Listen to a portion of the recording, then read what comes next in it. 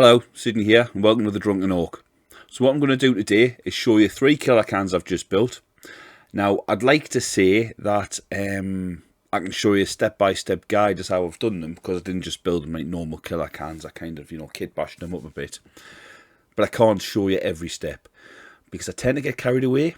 I'll start a project, I'll gallop off, I'll think, whoa, take some evidence, take some photos, do something, record it.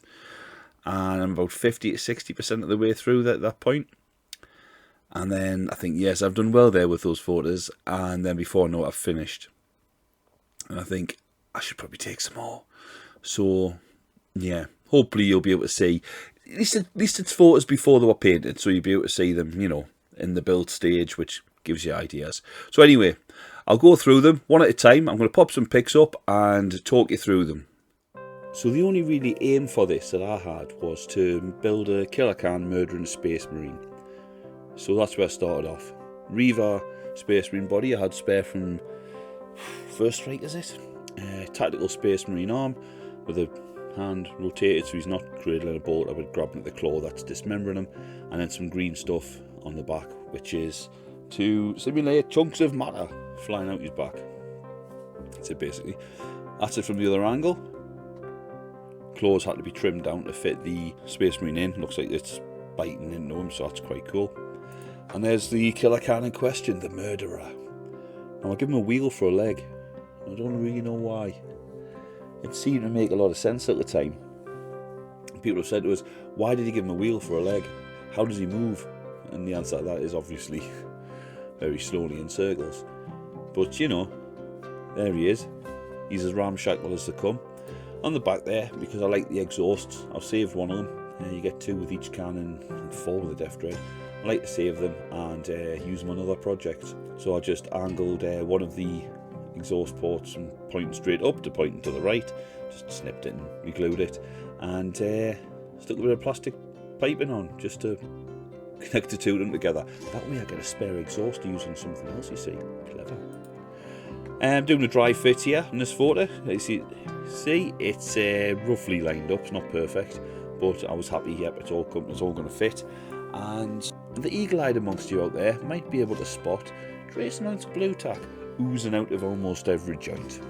There it is from your angle. You can see it's really out of line there, but I could see it was going to fit. I also repositioned his feet so they were pointing down, so it looked like he was being picked up, dangled in the air, with the big shooter being chucked into his chest to blow a hole in him. There it is with the first coat of metallics. I basically just prime the metallic things with vehicles and that. Prime them black, give them a heavy dry brush, or a bit of a wet brush to be fair, of silver, and then put some Guilliman flesh tone on, or Guilliman flesh contrast paint. I think that's what it's really called. Just makes it look dirty, and then you can add your rust on. Rust there on there by dry brushing on something like Morn Fang or a Riser Rust or something like that. It doesn't look as puce. Is puce? I don't know if that is puce.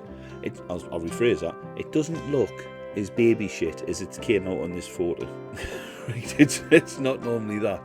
It's a bit more orangey or browny as opposed to that, whatever the hell colour that is.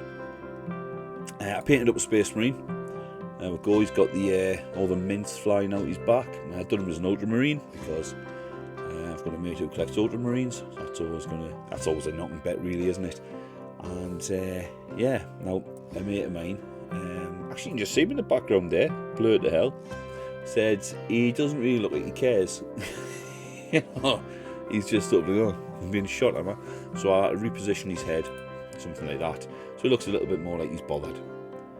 And there, just sticking on the top of the can, it's actually a hilt and pommel off a Blade Guard veteran.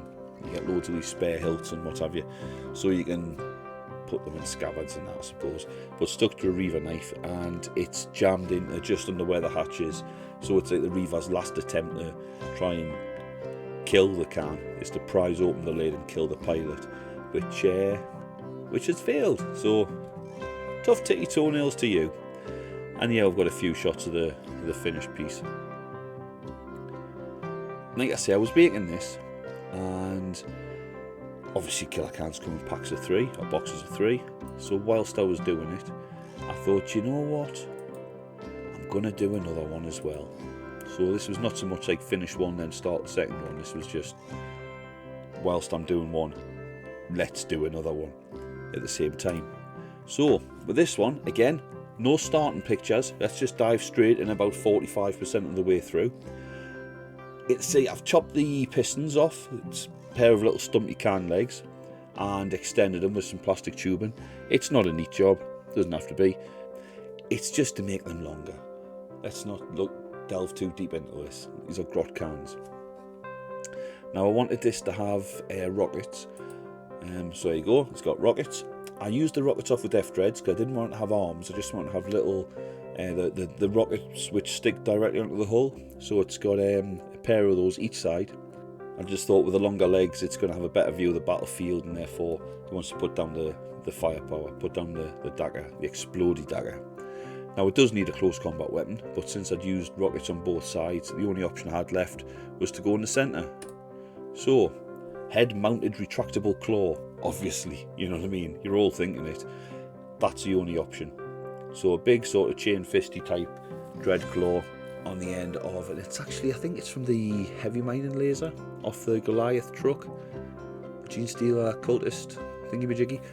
So that's what I used to put that on and just stuck it on. It looks like a hatch. It fit perfectly on top of the can, virtually. So yeah, and there he is from the front. You can't really see the claw there, but that's his little face that shows. So he's a high-tech fella, this one. It's high-tech, no skulls on him. He's got the rockets, he's got the sights, he's got, you know, he's all kitted out. There he is from the side. He does, unfortunately, or fortunately, depending on your point of view, look a lot like a chicken. The rockets look a little bit wingy, as in you couldn't fly with them type wings. He's got the long legs with the little claws on the end, and of course he's got a long neck with a beak on the top. So yeah, he does look like a chicken or some other sort of raptorish bird, which is, you know, well, that depends on your opinion on chickens, I suppose. If you like a chicken, maybe right up your street. There he is with the metallic recipe on. So it looks a little bit more orange, but it's still, I don't know what it is with these photos have come out. At this stage, it isn't normally what they look like. In fact, it isn't what they look like in real life. And you can probably see it more when I show you the finished one. There we go. I have put the metals on that one though, a little bit of metal just to pick it up, but it's still got all the rest of, it's still the majority of the previous step. And I've added the prime colours I use as well for my grot attachment. Great big killer chicken can leggy thing. And of course there's 3 cans in a set, isn't it? Like I said, 3, not 2. So here's the third one. I had some spare Death Dread arms because I had done, well, it was a while ago now, a few months ago now, a Death Dread called Jackie Khan, who was a Death Dread doing a flying kick into a chest of a Space Marine. And the arms, the normal upper arms, the big arms on a Death Dread are just too chunky. So I used the little ones and I had these spare ones. I'd cut the ball joints off them to put onto weapons so I could mount its custom Mega Blasters directly into the hull of the upper sockets on the Death Dread. So I had these, which I thought these were going to be useless, these arms, but no, legs. I think they're quite good as legs. Because the one thing they've got over normal Killakan legs is knees. They've got knees, so that's pretty cool. So yeah, there he is attached to the can body. Yeah, and you can also see I've stuck some Tau Rocks tracks, because I bought Tau Rocks to turn into an Ork truck.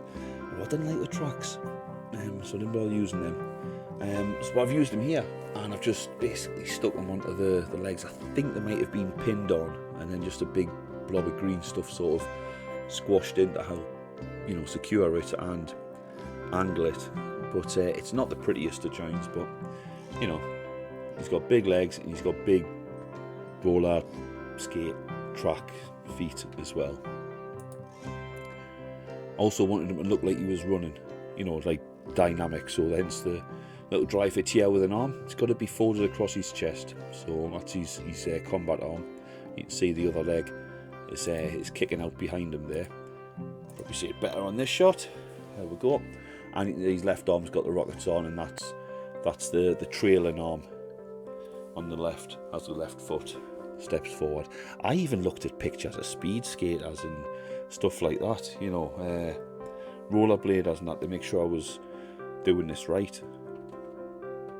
I wasn't making a pig's ear of it. So, you know, plenty of research. And you can also see here, remember that ugly green stuff join? Well, not anymore. I've wrapped some chain around it. Hides a multitude of sins, a bit of chain does. So I've always got some chain on hand just in case I need to cover up a joint on an Ork's wrist, or you know, a Killakanz rollerblades, you know, the usual stuff. And a bit of plastic pipe across the bottom of the towel rocks thing there. That's where it would normally mount onto the axle on the tank, or whatever the hell the towel rocks is. Just put a bit of plastic tubing on. And on the outside, to cover up that god-awful imperialness, little fleur-de-lis all out of the shop, some checker plate. I like putting plastic checker plate on. It makes painting it a doddle, and it just, you know, it gives a 3D effect, because it is, in fact, 3D. But if I could do it again, seriously, I'd do the checks a bit smaller. There's like, what, 1, 2, 3 and a bit full rows on that. I think you get away with 5. So yeah, I would do that again if I could. But I'll know for next time. Now here's the front of it. You can see the right tusk, or spike, or face knife, or whatever the hell you call them. That has snapped off. Now it'll give you some patter about, you know, a backstory about deeds of daring do and how he's been injured and lost part of that. But really, I cut it off so I could fit the right arm across the front of it as it was running. So that's where I cut it off. And backed it up with the daring do deeds. The visor on it, this is the visor on the can. It's a bit small, so as you can see here, I stuck a bigger one on from the Death Dread kit. And you can see there in the bottom of his left foot was a couple of pins. They were used to mount him onto the base. And there's the base. You see a couple of bits of slate from my garden, glued on there with a little bit of super glue and bicarbonate of soda. Just adds a nice secure bond. I use slate because I can angle it, basically. You're bound to find a bit that's got the right angle on. And I didn't want this track flat to the ground, like on a horizontal surface, because then he would have been, well, he would have been looked like he was face planting, to be fair. And you can find the right rock to give the right angle for you, and that was the angle I wanted. Also stuck a missile pod up on his shoulder from the Space Marine Land Speeder. Now, he's got rockets on his arm anyway, but you never have too many rockets if you're a killer clan. And I wanted something because I wasn't putting shoulder pads on these, mostly due to the fact that they're outside of the normal pose range, and therefore the shoulder pads weren't fitting perfectly. They don't fit perfectly anyway, to be honest with you, and I don't think you need them, but I wanted to give them a little bit more bulk up top, hence the rocket pod. There he is, baby shit colour. Nothing much more to say about that. And there he is, finished. Dashing off, that's from the right hand side, obviously. Now the problem with this model is, if you hold it, if you see it in person, you know, if you want to pop round, have a look, you're more than welcome. Put the kettle on, get some biscuits in. You'll be able to see exactly what it is. Just at a moment, quick glance, oh yeah, I see that. Yes, he's running, he's got rollerblades on. Oh, he's probably called Speedy or Maul or Radcliffe or something like that. Usain Boulder. But when you're looking at these pictures, it's sometimes a little tricky. But a few people sort of say, oh, what's going on here? It's, you know, it's a little on the tricky side to say exactly what is going on. But hopefully you can pick it out from these 3 finished pics here. He's basically running, but he's also on tracks. I don't know why. But the paint I use for all 3 of these, the paint scheme, is basically from my grot attachment. I use that manky metal sort of recipe, and then I put on some prime colours. Not all over, just the odd panel. Actually looks quite a lot on him there, but you know, he has me, just to show you, there's my grot tanks, or some of my grot tanks. Yeah, dirty manky, and then just slap a few prime colours on. Done it on my grot tank as well. That was a Kitbash I done a few months ago, I think it was. It started off with the Chimera tracks, and basically just built up from that. Just wanted to Something that looked a bit ship-like with lots of Dakar, but you can see all the prime cores and the anti-metal, and there's a few mech guns there with it on as well. The only downside, of course, is with the grot attachment like this, is there is now no grot attachment. And that's sad. So I'll just bung them in with some Orks, I suppose, in the new codex. So there you go. That's me Killakans that I finished in the month of July 2021. And just to show you what I mean, I don't know if this will work on camera, but there's a fella who's running. Now that should be quite obvious to see what he is, you know, the position he's in and all the rest of it. Hopefully. And if you can see more on that than you can in the pics I had up before there, it proves my point. If it makes no difference, then obviously I'm torn out my arse. And I apologise. So there you go. Hope you enjoyed it. Don't forget to hit like. Leave us a comment. If there's anything you want to say, let's have a chat about something. And if you haven't already, I would appreciate it if you subscribe. But until next time, thanks for watching. Take care. Bye-bye.